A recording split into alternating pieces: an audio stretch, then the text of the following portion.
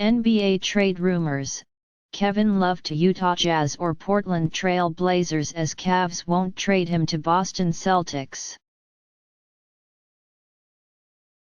The Cleveland Cavaliers are the champions, and it makes a world of difference even if it's just 4 points.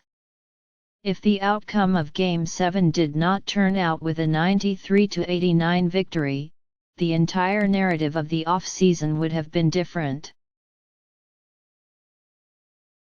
We would be talking about a different Kevin, because Durant would have stayed with Oklahoma, not wanting to ride on someone else's parade.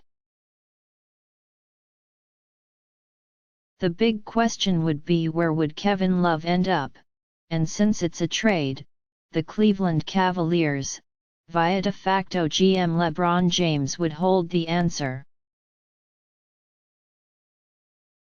In the middle of the season, Kevin Love was almost traded, but the Cavs elected to fire coach David Blatt instead. Even if the Cavs got their expected success, it became apparent that the Cavs could get better if Love was traded, depending on who they got in return.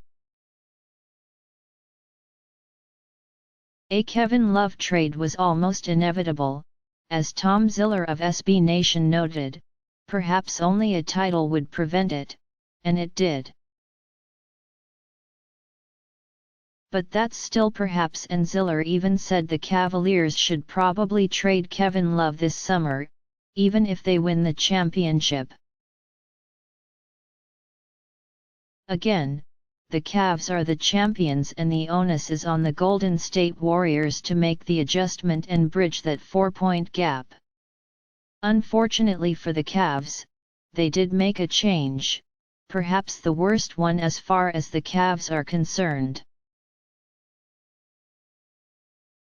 The Cavs sagged on Harrison Barnes in the finals because of his atrocious shooting, allowing them to clamp down on the Splash Brothers.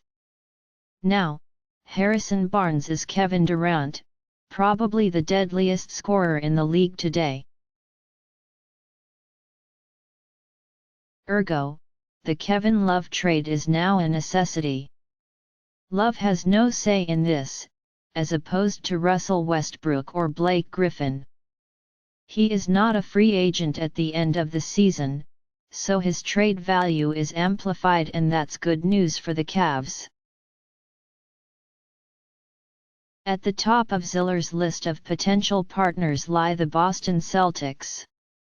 They can offer the best trade package of players and picks. Jae Crowder, in particular, may be a better defender when they face Durant, and they can get Amir Johnson if they want to compensate for Love's rebounds, or Marcus Smart or Avery Bradley. But the chances of the Cavs trading Love to the Celtics may have passed.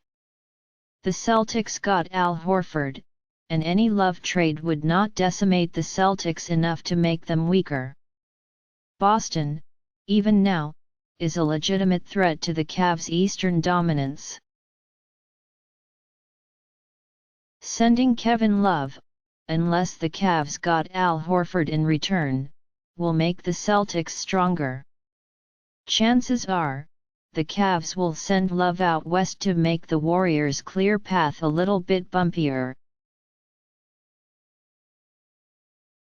Of course, the purpose of a trade is still to make the Cavs stronger.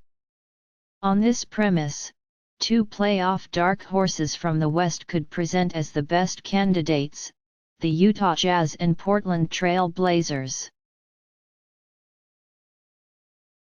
The Cavs needed legitimate help up front, which is why the Love-DeMarcus Cousins trade was the talk all summer.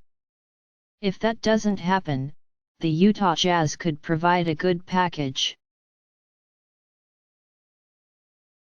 The deal could start with Derrick Favors, as Rudy Gobert will most likely be groomed as the Jazz center of the future.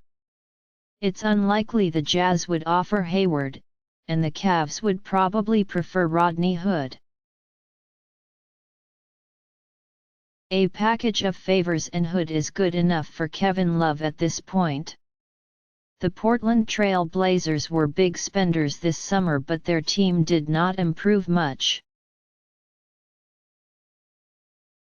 Trading for Love changes that, not to mention it is the real homecoming for Love, who hails from Oregon, not LA. Since they cannot trade their newly signed players, the trade will likely center on Al-Farouq Aminu and Ed Davis, two players who could help the Cavs on defense.